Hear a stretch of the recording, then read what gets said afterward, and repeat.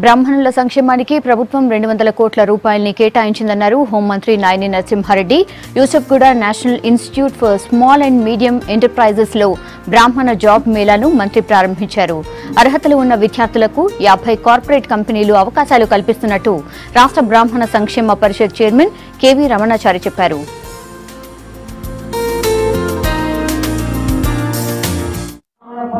ఏర్పాటు చేయడం, 200 కోట్ల రూపాయలు ఇవ్వడం, మీకు స్థలం కేటాయించడం, జాబ్ మేళా కార్యక్రమం ప్రారంభం కావడం చాలా గొప్ప విషయం.